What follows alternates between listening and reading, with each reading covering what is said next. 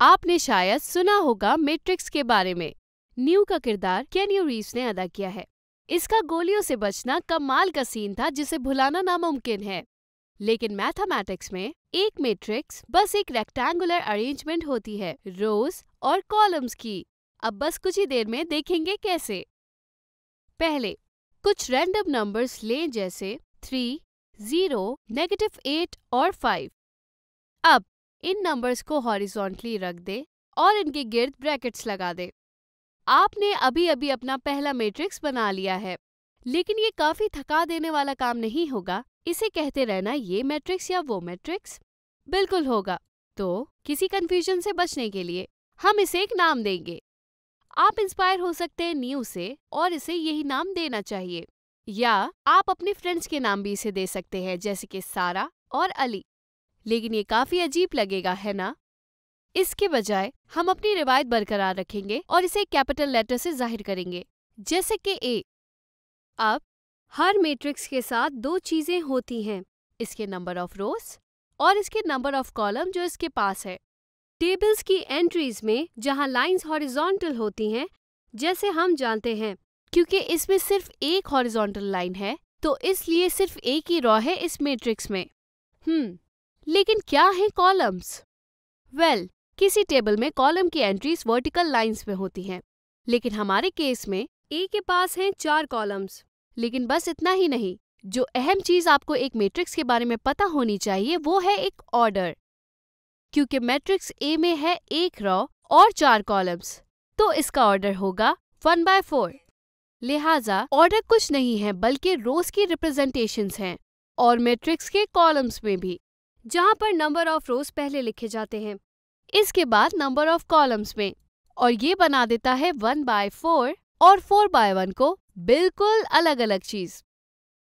चले देखते हैं एक और एग्जाम्पल इन तमाम कॉन्सेप्ट्स पर बेहतर ग्रिप हासिल करने के लिए। इस बार चीजों को बदलकर मजीद 4 रैंडम नंबर को वर्टिकली अरेंज करते हैं। इन्हें ब्रैकेट्स में बंद कर दे और किसी कैपिटल लेटर से शो करें जैसे भी। अब बताएं आपको कितनी रॉज नजर आ रही हैं? गुड आए, क्योंकि इसकी एंट्रीज में 4 हॉरिजॉन्टल लाइंस हैं, लिहाजा इसमें 4 रोज हुई। और क्योंकि इसमें सिर्फ एक वर्टिकल लाइन है तो इसमें बस एक कॉलम हुआ। ऊपर से नीचे की तरफ हम अब इन रोज को कहेंगे R1, R2, R3 और R4, जबकि अब हम इस कॉलम को कहेंगे C1। ऑर्डर गेस किया? इस बार ये है 4/1, क्योंकि हमारे पास 4 रोज और एक कॉलम है मैट्रिक्स बी में। चले अब देखते हैं आपकी चॉइस के 4 नए नंबर, और इन्हें इस तरह अरेंज करके एक मैट्रिक्स बनाते हैं कि पहले ये 2 पहली रॉ में आ जाए और आखिरी 2 दूसरे रॉ में आ जाए, बिल्कुल इनके नीचे इस तरह।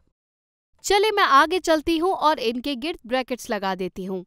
इसे नाम देते हैं मैट्रिक्स सी। दे दें। अब हम आगे चलेंगे और रोज को नाम दे देंगे R1 और R2 और कॉलम्स को C1 और C2 का। भूलिएगा नहीं, रोज को ऊपर से नीचे की तरफ नाम देते हैं और कॉलम्स को लेफ्ट से राइट की तरफ। और जाहिर है मैट्रिक्स सी का ऑर्डर है 2/2। इसमें पहले 2 रोज को दिखाते हैं और दूसरे वाले 2 कॉलम्स को दिखाते हैं, और बस इतना ही। तो मैथमेटिकल वर्ल्ड में ये मैट्रिक्स क्या चीज है? रोज और कॉलम्स की ये रेक्टेंगुलर अरेंजमेंट जो कि बंद हो जाती हैं ब्रैकेट्स में। और इन जनरल इन रोज और कॉलम्स में कुछ एलिमेंट्स होते हैं।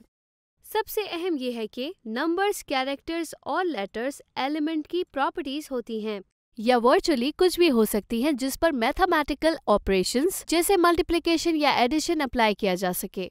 इसके साथ ही हमारा मैट्रिसेस पर इंट्रोडक्टरी लेसन खत्म हुआ। मैट्रिसेस जो कि प्लूरल है मैट्रिक्स का, हमेशा की तरह। तो अब मुलाकात होगी अगले लेसन में।